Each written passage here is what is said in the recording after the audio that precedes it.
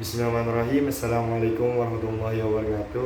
Di sini saya Ikromi dari kelas 12 Saintek A akan menjelaskan tentang struktural sel serta jaringan yang ada pada tumbuhan, yang mana sekaligus menjadi produk biologi pada saat saya ke semester 1 kelas 12 Saintek A.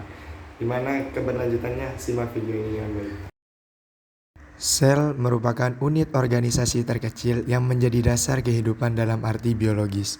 Semua fungsi kehidupan diatur dan berlangsung di dalam sel. Karenanya, sel dapat berfungsi secara otonom selama seluruh kebutuhan hidupnya terpenuhi. Makhluk hidup atau bisa disebut organisme tersusun dari satu sel tunggal atau bisa disebut uniseluler, atau dari banyak sel atau yang bisa disebut sebagai multiseluler. Pada organisme multiseluler, terjadi pembagian tugas terhadap sel-sel penyusunnya yang menjadi dasar bagi hierarki kehidupan. Pada organisme multiseluler, terjadi pembagian tugas terhadap sel-sel penyusunnya, yang mana menjadi dasar bagi hierarki kehidupan. Sel adalah kesatuan struktural dan fungsional makhluk hidup yang mengandung pengertian sebagai penyusun makhluk hidup dan melaksanakan semua fungsi kehidupan. Berdasarkan jumlah sel penyusun pada makhluk hidup dapat digolongkan menjadi makhluk hidup uniseluler dan multiseluler. Makhluk hidup uniseluler adalah makhluk hidup yang memiliki sebuah sel tunggal, sedangkan multiseluler adalah makhluk hidup atau organisme yang memiliki lebih dari satu sel. Nah, teman-teman sekalian, kita sudah memahami lingkup kecil dari sel itu sendiri, yang mana terbagi menjadi dua. Ada uniseluler dan multiseluler, yang mana uniseluler merupakan sel yang bermakna satu dan multiseluler merupakan sel yang bermakna banyak, yang mana sel sendiri terbagi menjadi dua. Ada sel eukariotik dan prokariotik. Agar teman-teman tidak bingung, yuk kita lanjut ke latihan soalnya. Nah, teman-teman sekalian, di sini kita akan membahas UTBK atau soal tes berbasis komputer biologi. Apakah yang akan terjadi jika retikulum endoplasma kasar atau RE kasar di dalam sel suatu organisme kehilangan semua ribosomnya? A. Produksi protein organisme tersebut akan berhenti. B. Penyimpanan protein dalam sel akan meningkat. C. Produksi ATP dalam sel akan berhenti. D. Protein tidak lagi diekspor dari dalam sel. E. Protein diimpor dari luar sel. Untuk kelanjutannya, simak video ini dengan baik. Sebelum masuk ke pembahasan soalnya, sebenarnya ribosom itu berfungsi untuk apa sih? Nah, tugas dari ribosom tersendiri adalah untuk memproduksi protein dan tersebar di membran nukleus, retikulum endoplasma atau row endoplasma kasar, sitosol maupun mitokondria. Dalam produksi protein, ribosom berbarengan dengan organ-organ lain yang disebut sistem membran dalam. Nah, untuk mencari jawaban yang tepat, kita periksa tiap-tiap opsinya. Nah, teman-teman sekalian, pada opsi A ini, ribosom terletak di luar membran nukleus, RE kasar, sitosol maupun mitokondria. Artinya, ribosom gak hanya ada di RE kasar saja. Jika ribosom di RE kasar hilang, maka masih ada ribosom di tempat lain, sehingga opsi ini kurang tepat. Nah, untuk selanjutnya kita lanjut ke opsi B. Apakah opsi B ini tepat?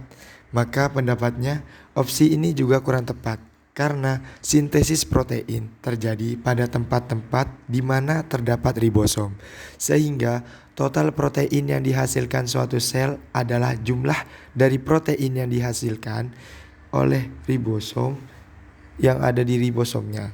Artinya, jika produksi RE kasar tidak memproduksi ribosom, maka produksi sel juga akan berkurang. Maka dari itu, opsi B tidak tepat.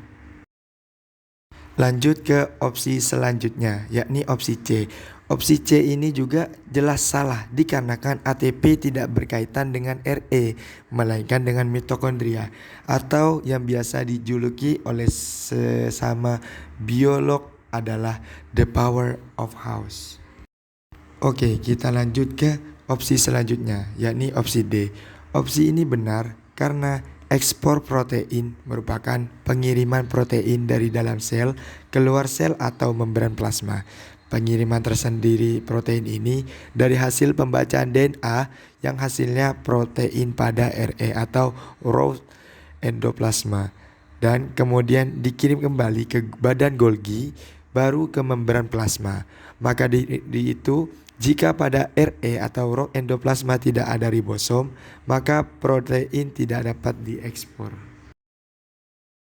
Oke teman-teman, kita lanjut ke opsi E. Opsi E ini juga kurang tepat, dikarenakan jika protein diimpor dari luar sel, maka hilang atau tidaknya retikulum endoplasma pada ribosom tidak berpengaruh sama sekali.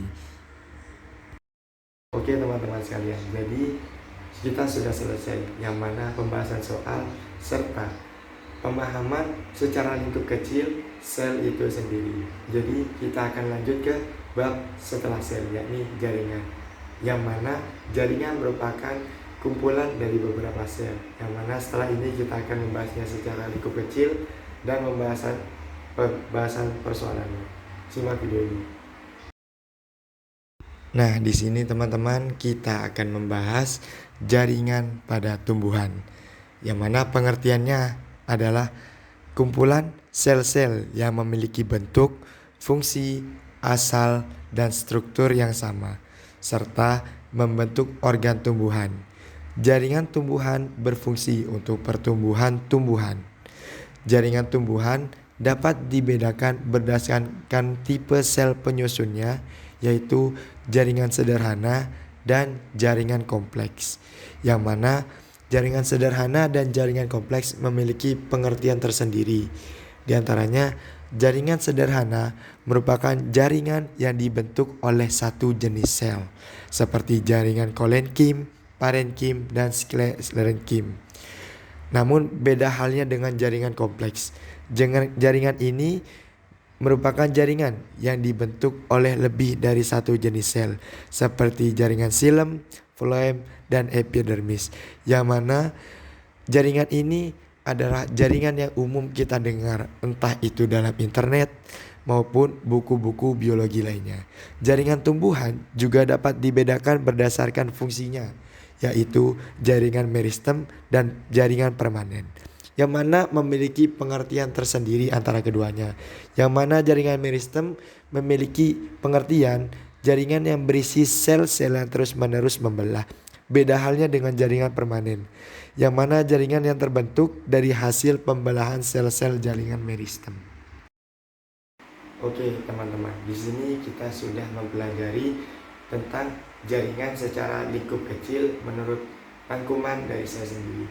Agar teman-teman mengetahui penerapan penelitian tersebut, kita lanjut ke soal-soal yang saya ambil dari UTBK, dari berbagai macam soal yang ada di buku-buku. Simak video ini. Oke teman-teman sekalian, di sini kita akan lanjut ke pembahasan soalnya. Di sini kita akan bacakan soalnya terlebih dahulu, yang mana soalnya diameter batang pohon mangga jauh lebih lebar dibandingkan dengan diameter batang jagung. Hal ini karena batang pohon mangga memiliki A. Meristem apikal, B. Meristem primer, C. Meristem sekunder, D. Meristem interkalar, E. Meristem aksilar. Apakah jawabannya? Simak video ini. Nah, di sini penambahan diameter batang terjadi karena adanya aktivitas meristem sekunder, yaitu kambium. Nah, di sini pohon mangga bisa melakukan pertumbuhan sekunder karena memiliki jaringan meristem sekunder atau kambium pada batangnya. Karena itulah ukuran batangnya jauh lebih besar. Sebaliknya, jagung termasuk tumbuhan monokotil yang mana tidak memiliki kambium, sehingga tidak dapat melakukan pertumbuhan sekunder. Dengan demikian, jawaban yang paling tepat adalah C, yakni meristem sekunder.